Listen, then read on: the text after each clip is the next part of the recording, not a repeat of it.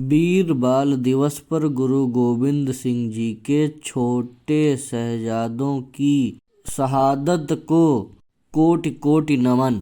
आइए जानते हैं इनके बारे में। वाहेगुरु दा खालसा वाहेगुरु दी फतेह। केंद्रीय मंत्रिमंडल के मेरे सहयोगी गण, राज्यों के मुख्यमंत्रीगण, विभिन्न सम्मानित संस्थाओं के चेयरमैन और प्रेसिडेंट, डिप्लोमेट्स, देश भर से जुड़े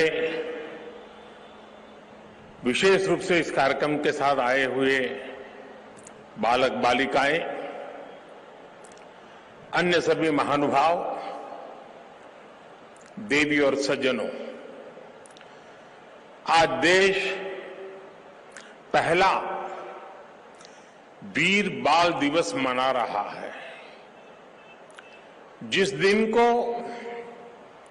जिस बलिदान को हम पीढ़ियों से याद करते आए हैं, आज एक राष्ट्र के रूप में उसे एकजुट नमन करने के लिए एक नई शुरुआत हुई है।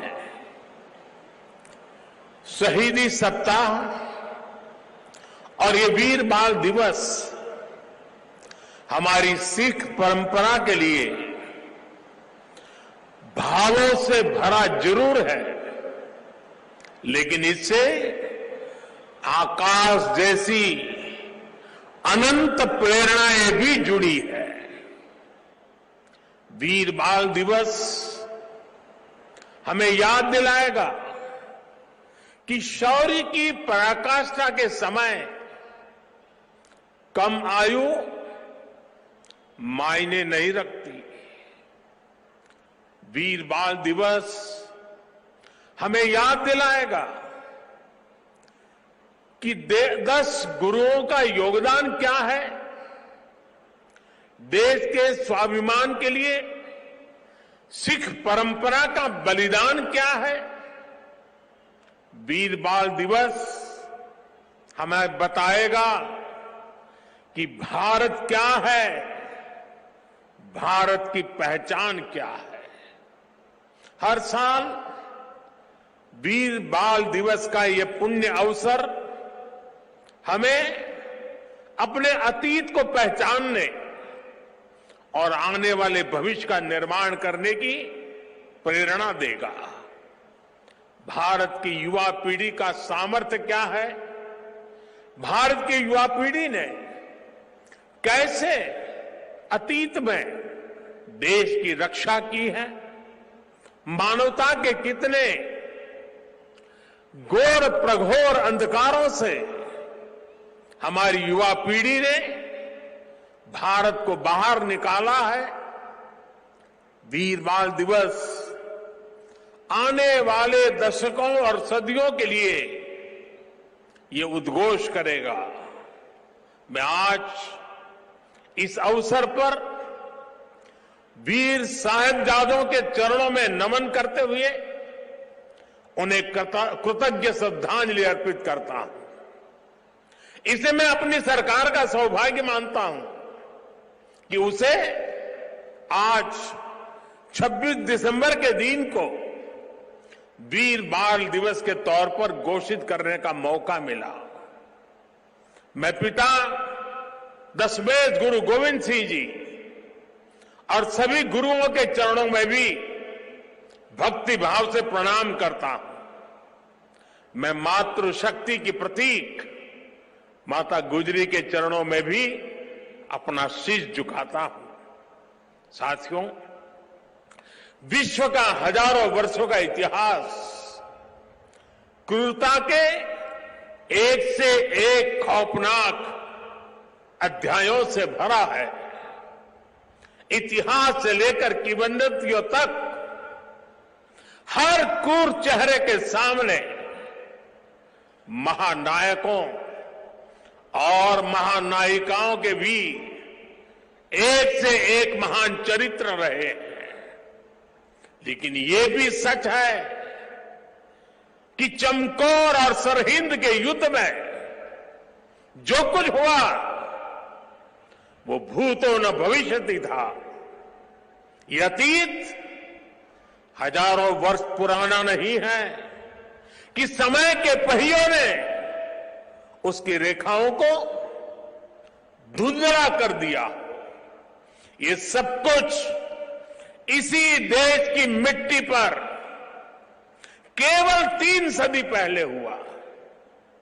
एक और धार्मिक कट्टरता और उस कट्टरता में अंधी इतनी बड़ी मुगल सल्तनत, दूसरी ओर ज्ञान और तपस्या में तपे हुए हमारे गुरु, भारत के प्राचीन मानवीय मूल्यों को जीने वाली परंपरा, एक और आतंक की पराकाष्ठा, तो दूसरी ओर अध्यात्म का शीर्ष, एक और मजहबी उन्माद, तो दूसरी ओर सब में ईश्वर देखने वाली उदारता, और इस सब के बीच एक और लाखों की फौज, और दूसरी ओर अकेले होकर भी निडर खड़े गुरु के वीर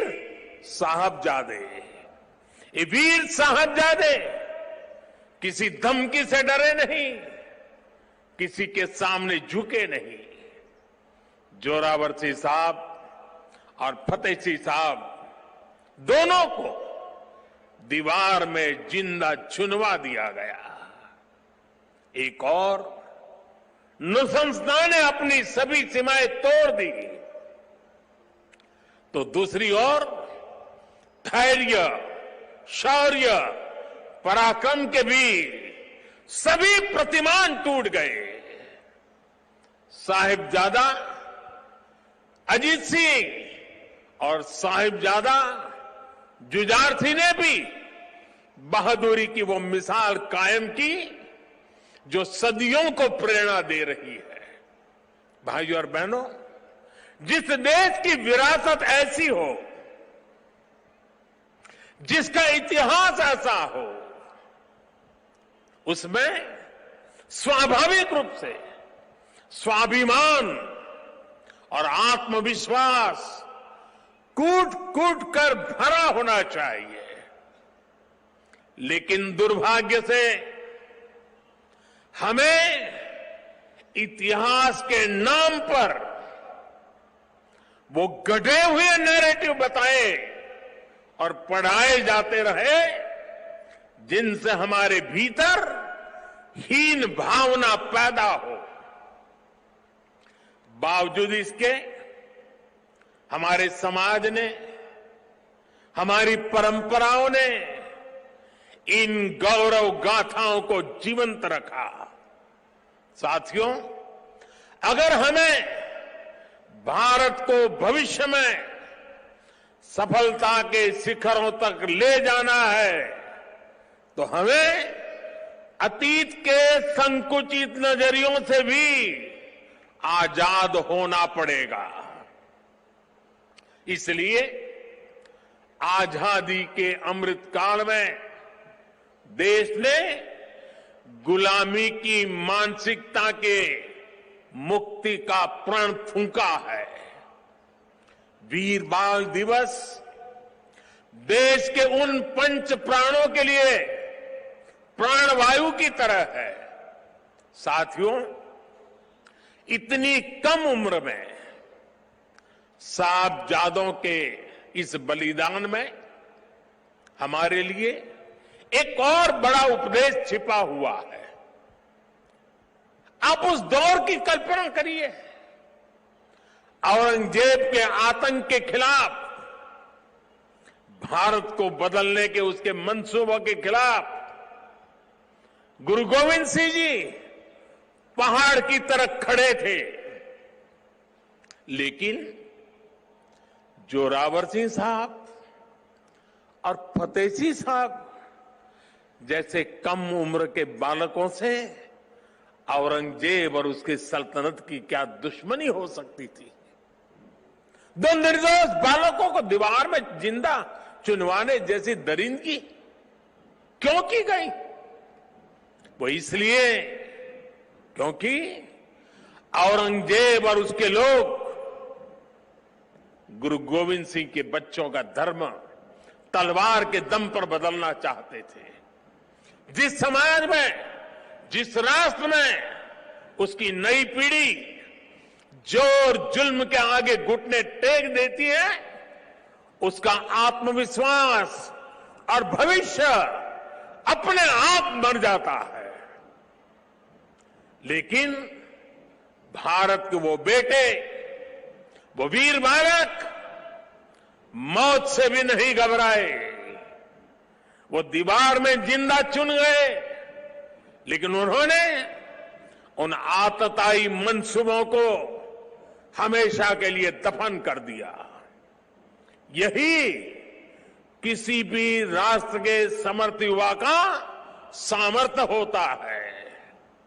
युवा अपने साहस से समय की धारा को हमेशा के लिए मोड़ देता है।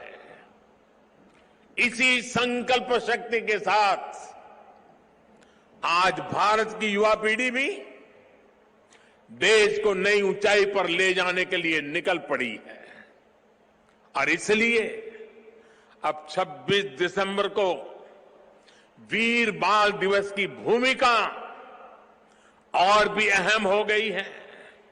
साथियों, सिख गुरु परंपरा केवल आस्था और आध्यात्म की परंपरा नहीं है, ये एक भारत श्रेष्ठ भारत के विचार का भी प्रेरणा पुंज है। हमारे पवित्र गुरु ग्रंथ साहब से बड़ा इसका उदाहरण और क्या हो सकता है। इसमें सिख गुरुओं के साथ साथ भारत के अलग अलग कोणों से 15 संतों और 14 रचनाकारों की वाणी समाहित है। इसी तरह आप गुरु गोविंद सिंह जी की जीवन यात्रा को भी देखिए। उनका जन्म पूर्वी भारत में पटना में हुआ। उनका कार्यक्षेत्र उत्तर पश्चिमी भारत के पहाड़ी अंचलों में रहा और उनकी जीवन यात्रा महाराष्ट्र में पूरी हुई। गुरु के पंच प्यारे भी देश के अलग अलग हिस्सों से थे। और मुझे तो गर्व है कि पहले पंच प्यारों में एक उस धरती से भी था, द्वारिका से, गुजरात से, जहां मुझे जन्म लेने का सौभाग्य मिला है। व्यक्ति से बड़ा विचार, विचार से बड़ा राष्ट्र, राष्ट्र प्रथम का ये मंत्र गुरु गोविंद सिंह जी का अटल संकल्प था। जब वो बालक थे तो ये प्रश्न आया कि राष्ट्र धर्म की रक्षा के लिए बड़ी बलिदान की जरूरत है। उन्होंने अपने पिता से कहा कि आपसे महान आज कौन है, ये बलिदान आप दीजिए। जब वो पिता बने तो उसी तत्परता से उन्होंने अपने बेटों को भी राष्ट्र धर्म के लिए बलिदान करने में संकोच नहीं किया।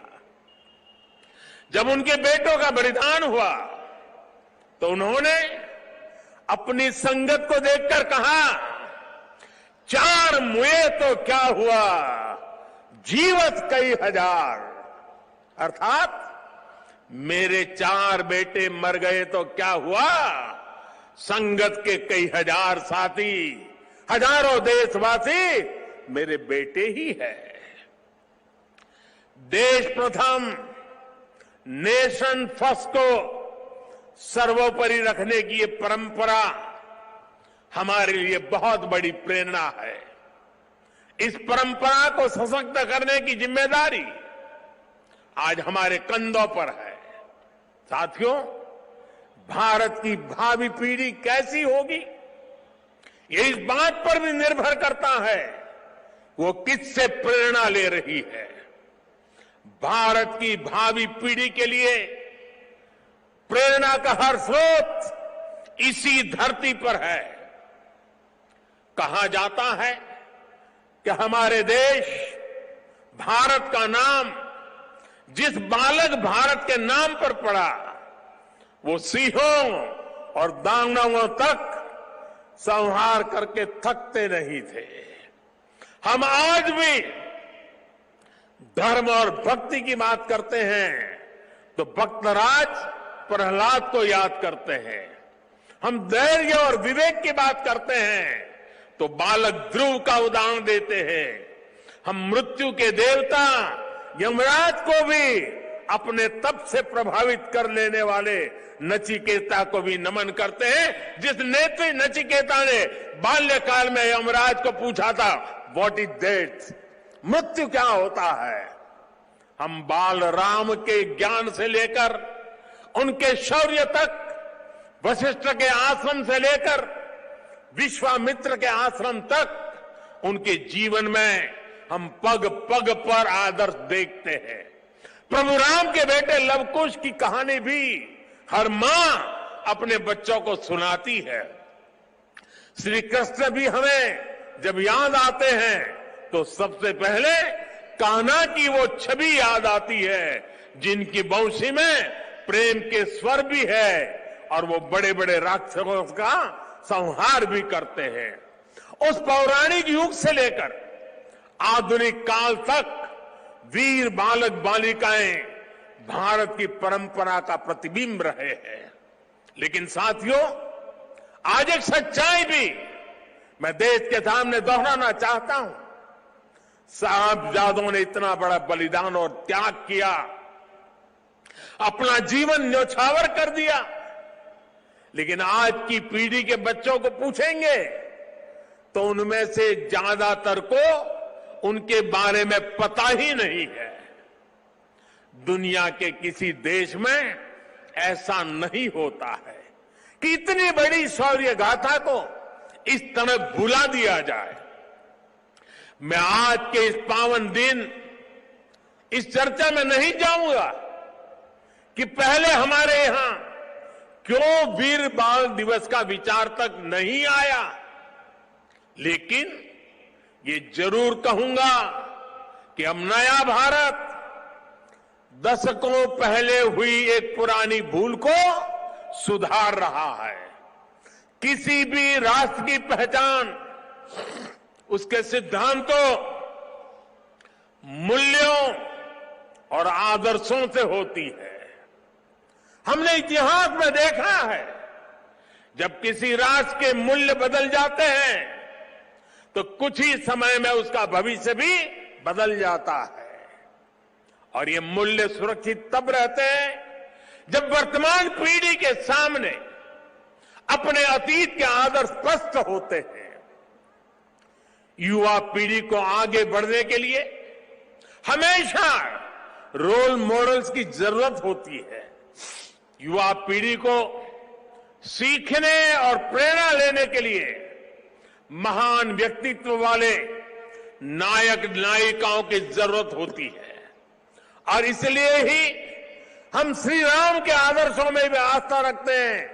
हम भगवान गौतम बुद्ध और भगवान महावीर से प्रेरणा पाते हैं। हम गुरु नानक देव जी की वाणी को जीने का प्रयास करते हैं। हम महाराणा प्रताप और छत्रपति वीर शिवाजी महाराज जैसे वीरों के बारे में भी पढ़ते हैं। इसलिए ही हम विभिन्न जयंतियां मनाते हैं। सैकड़ों हजारों वर्ष पुरानी घटनाओं पर भी पर्वों का आयोजन करते हैं। हमारे पूर्वजों ने समाज की जरूरत को समझा था और भारत को एक ऐसे देश के रूप में गढ़ा जिसकी संस्कृति पर्व और मान्यताओं से जुड़ी है।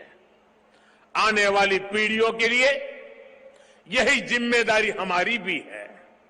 हमें भी उस चिंतन और चेतना को चिरंतर बनाना है। हमें अपने वैचारिक प्रवाह को अक्षुण्ण रखना है। इसलिए आजादी के अमृत महोत्सव में देश स्वाधीनता संग्राम के इतिहास को पुनर्जीवित करने के लिए प्रयास कर रहा है। हमारे स्वाधीनता सेनानियों के, वीरांगनाओं के, आदिवासी समाज के योगदान को जन जन तक पहुंचाने के लिए हम सब काम कर रहे हैं। वीर बाल दिवस जैसी पुण्यतिथि इस दिशा में प्रभावी प्रकाश स्तंभ की भूमिका निभाएगी।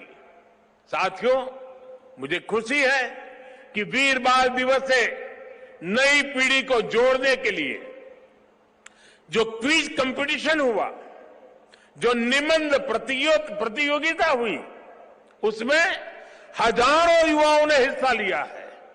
जम्मू कश्मीर हो, दक्षिण में पुडुचेरी हो, पूर्व में नागालैंड हो, पश्चिम में राजस्थान हो, देश का कोई कोना ऐसा नहीं है जहां के बच्चों ने इस प्रतियोगिता में हिस्सा लेकर के साहबजादों के जीवन के विषय में जानकारी न ली हो, निबंध न लिखा हो। देश के विभिन्न स्कूलों में भी साहबजादों से जुड़ी कई प्रतियोगिताएं हुई है।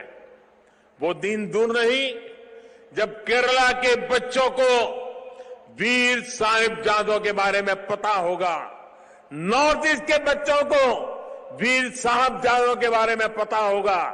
साथियों, हमें साथ मिलकर वीर बाल दिवस के संदेश को देश के कोने कोने तक लेकर जाना है।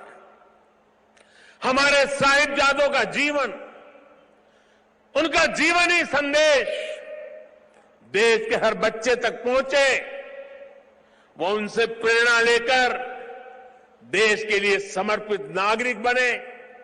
हमें इसके लिए भी प्रयास करने हैं। मुझे विश्वास है हमारे एकजुट प्रयास समर्थ और विकसित भारत के हमारे लक्ष्य को नई ऊर्जा देंगे। मैं फिर एक बार वीर साहिबजादों के चरणों में नमन करते हुए इसी संकल्प के साथ